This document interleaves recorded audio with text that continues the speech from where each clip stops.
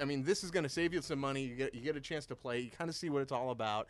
And I'm telling you right now, as soon as you buy that, you're gonna be like, wow, I need Asylum because it's that good. So that's need it. City. And a Or little, Arkham City, yeah. a little bonus for the people that got 3D TVs. Yeah. You have a game which is without 3D amazing. So I could just imagine we'll be playing it at our buddy's house who does have a 3D TV. So good weekly still in Spanish. Being a physical copy, I'm excited. I've never seen 3D. Like the new, really? I've never seen the new 3D. Like I never put on the glasses. Not I've bad. never seen a movie in it. I've only seen red and green. Video games in 3D are off the chain. I've tried Rad Racer for Nintendo and it never worked. I gotta be honest. There's a lot of games out there that are 3D that aren't that good. Yeah. No. But we're still in its. I guess we could say it's in its infancy, even though we came out with 3D like in the 80s. Well, what they gotta do is how the good movies are doing it. You have to make the game in 3D. Don't make the game and then convert it to 3D. Yes.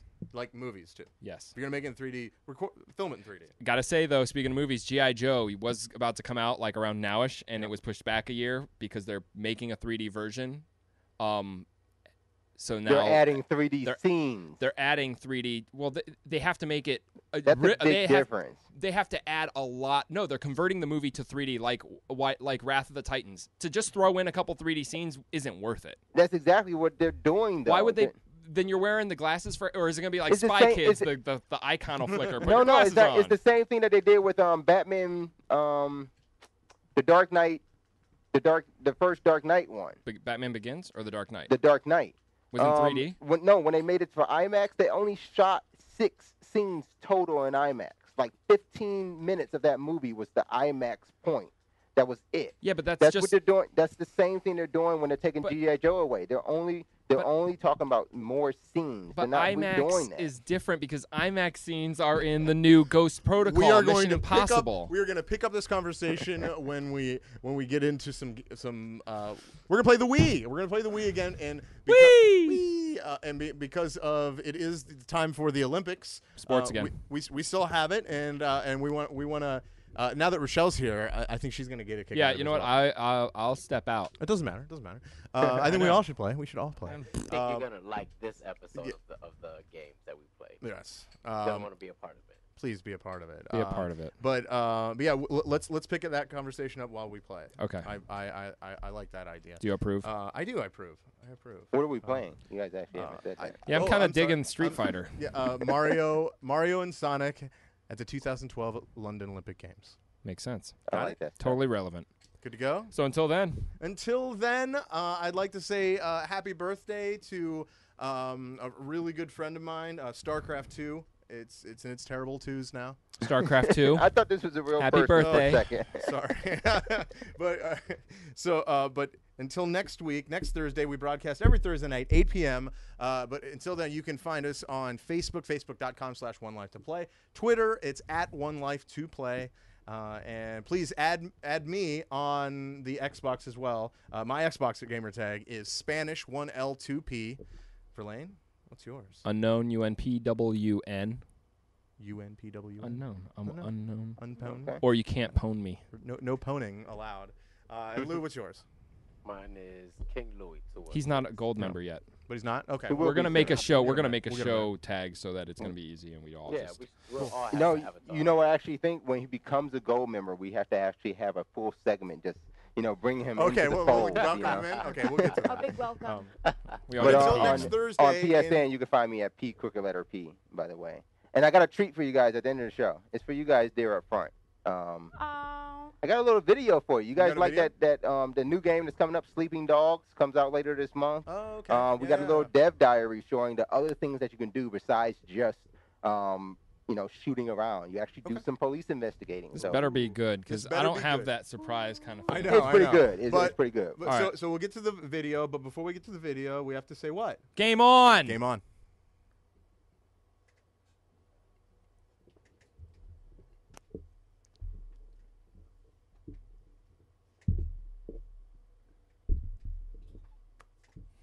Peggy 18. Hey, it's Dan Sochin here, producer from United Front Games, here today to talk about Sleeping Dogs. Sleeping Dogs is an action-packed, open-world game in which you play as Wei Shen, an undercover cop who's trying to take down the Triads, and ultimately the Dragonhead. The main focus of Sleeping Dogs is action, with a best-in-class hand-to-hand combat system, slow-motion shooting mechanics, and high-octane races. This game is designed to have you on the edge of your seat at all times. But today, the focus is on one of the other things to do in Sleeping Dogs, namely, police investigations. To keep from blowing your cover, only a few police officers know your true identity, but in special circumstances you're willing to risk it all to help gather additional intel on people and illegal activities, to help your police contacts solve some of their most difficult cases. Wei, I have something for you. What is it? Dead triads, 6 of them in the past few months. All found by the water, all sliced open. Well, what do the investigators think? What investigators? You think HKPD puts a lot of effort into solving dead gangsters? Well, so what, they're not people now? This is why I'm coming to you. We just found 3 new bodies under the Aberdeen Bridge. Get down there and take a look around. And Wei, uniform officers on the scene say at least one of them is from your crew. What? You positive? Keep your head on straight, officer. And your eyes open. We start this mission in the undercover police headquarters, where you can see the evidence board that they're building against the Sun On Yee triads. In this mission, you're investigating a serial killer with possible triad connections. In the first part of the case, you have to investigate the crime scene to determine what the connection may be. Straight ahead, you can see a flashing light. We use this in the game to denote a special item. In this case, it's a lockbox, which can be scattered across the city. A handy gameplay shortcut is that you can click the left thumbstick to toggle between different available missions and side quests. The minimap is also useful, as it calls out activities that are available in your area.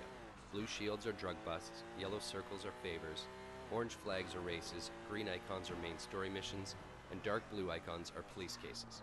There's an on-screen indicator telling you the direction of your destination and how far away you are in meters. Yes, it's Hong Kong, so it's the metric system.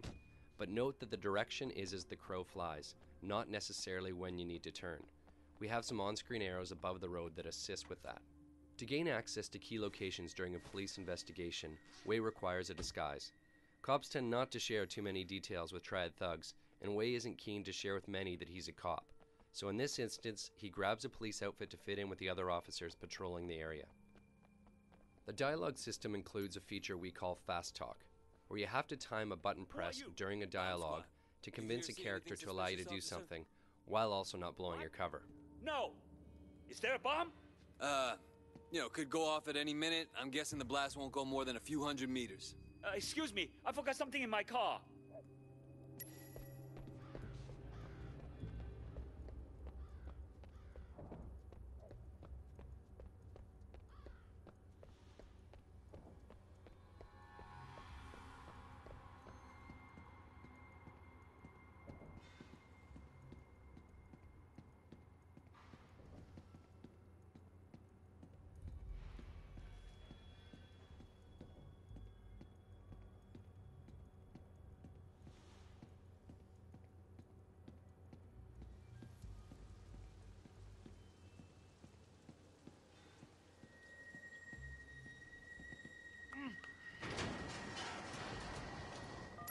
Your PDA is your most trusted ally on these covert missions.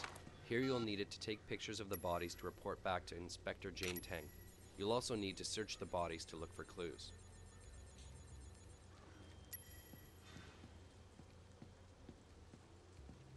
Vincent? Shit.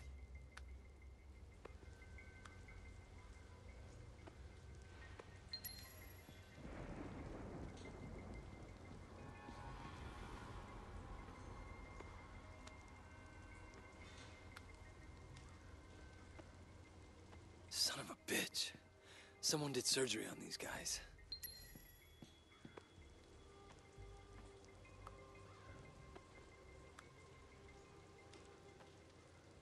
Everyone the same. This is no ordinary serial killer. When you finish investigating the crime scene, dump the disguise and report back.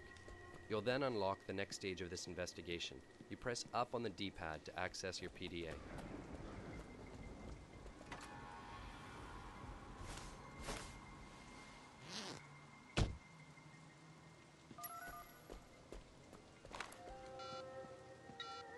Tang, it's Wei. What did you find out? Vincent. They got Vincent. I'm sorry. I know he was your friend. What are you gonna do next? All the victims were Sun On Yee. All had an organ removed, cut right out of them. You're right, this isn't just about murder. What's your next step? The removal looks professional. A surgeon of some kind.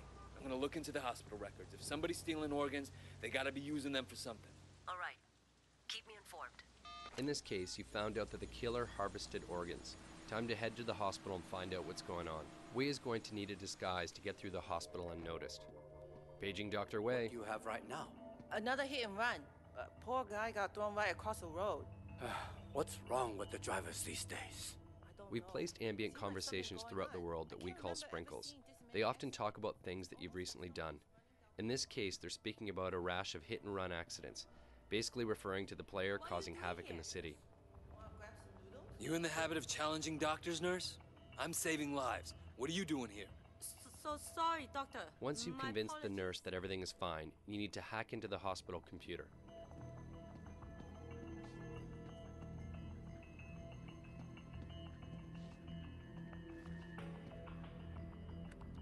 For the hacking minigame, you need to get 4 correct numbers and in the correct locations. If the number is wrong, you'll see a red square appear behind it. If it's the right number but in the wrong